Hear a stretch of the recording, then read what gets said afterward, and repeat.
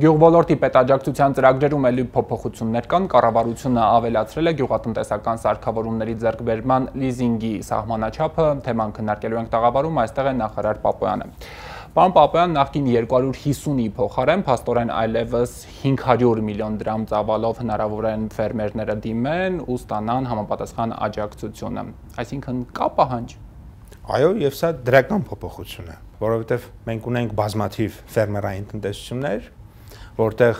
նաև մեծ քանակով մարդիկ են աշխատում, բացի գործարարից, ով մշակում է օրինակ հարյուրավոր հեկտարներով հողեր կամ հարյուրավոր կամ հազարավոր գլուխ անասուններ ունի, այդ մարդը նաև բարիք է ստեղծում, այդ թվում նաև աշխատատեղեր է ստեղծում եւ ֆերմերներ ունենք մի շարք, որոնք որ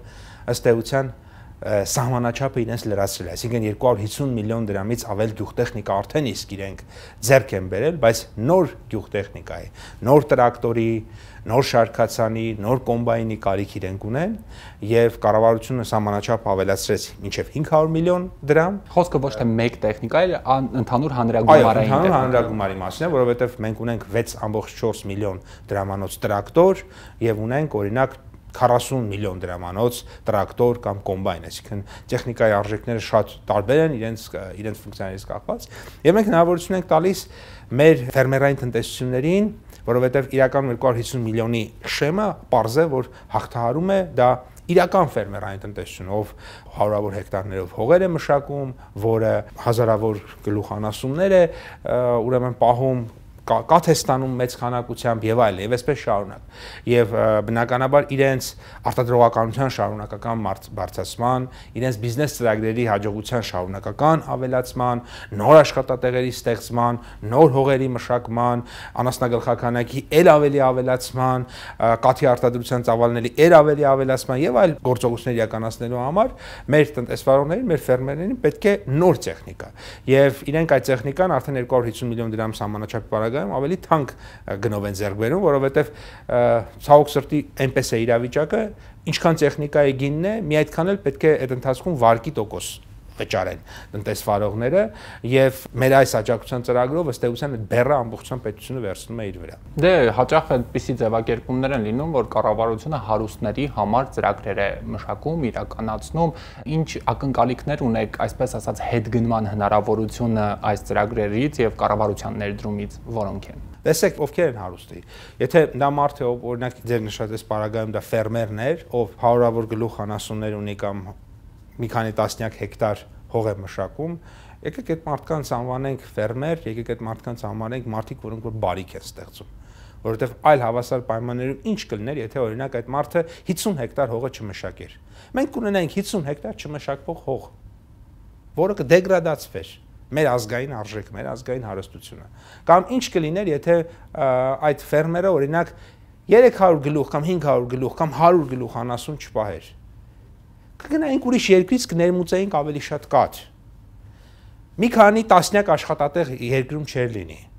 Հարկեր ավելի պակաս կվճարվեին, հետեւաբար մենք թոշակ պաշտպանության, կրթության, առողջապահության ծախսեր ավելի քիչ կարողանանք անել։ Դրանից որևէ մեկը որևէ օգուտ կունենայինք, ոչ, հետեւաբար կառավարությունը եկեք չձևակերպենք այնպես, թե սա հարուստների համար է։ Կառավարությունը աջակցում է բոլոր աշխատող մարդկանց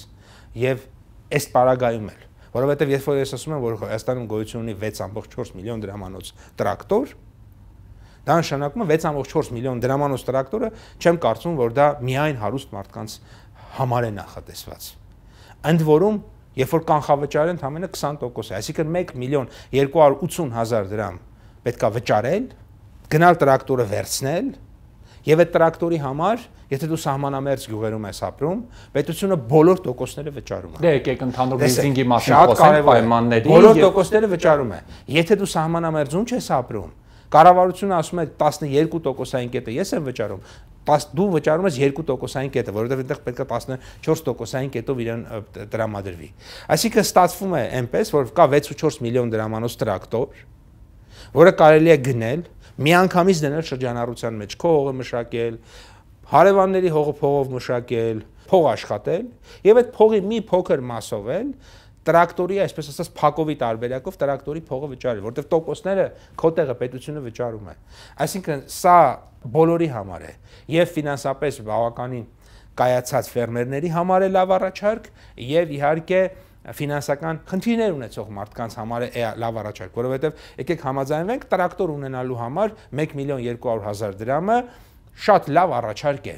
Ընդհանուր պորտֆելը որքան է կազմում, ինչքանով է ընդունված ու պահանջված գործիքը լիզինգի։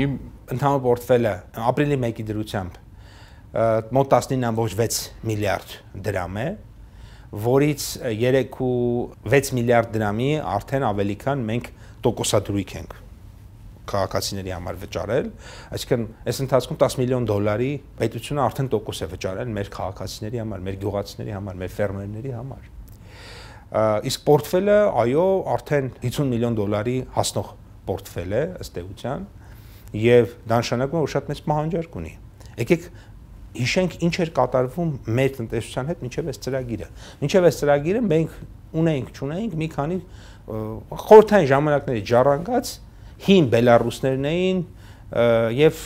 խորհրդային արտադրության տրակտորները։ Բացառություն էին կազմում մի քանի ֆերմերային տնտեսություններ, որոնք իրենց կարող էին այս ընթացքում, այս տարիների ընթացքում թույլ տալ մի քանի տասնյակ կամ լավ մի քանի 100 գյուղտեխնիկա ներմուծել։ Արտադրողականությունը բարձրանում է նաեւ։ Իհարկե, այս ծրագրով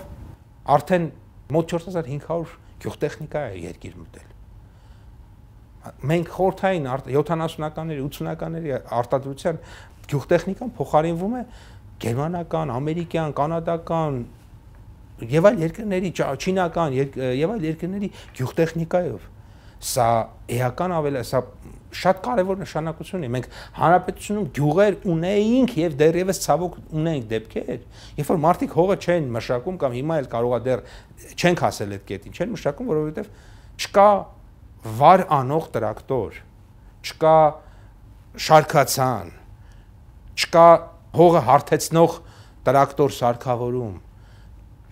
կամ մենք կորուստ ենք ունենում, որովհետև մեր կոմբայնը, ասենք 70-ականների, 80-ականների նիվա կոմբայնը, որը բերքն էլ մի բան չի, բերքի կեսն էլ թողում է դաշտում։ Սա արդյունավետության վրա ազդում է, իհարկե ազդում է։ 500-ի սահմանաչափին վերադառնալով, ըստ էության, սա միայն գյուղատնտեսական սարքավորումներին է վերաբերում, որտեղ լիզինգով շատ տարբեր ծրագրեր կարելի է։ Սա կոչվում է գյուղտեխնիկայի լիզինգ, միայն գյուղատնտեսական սարքավորումներ, ընդ որում տարեկան մենք պետք է 500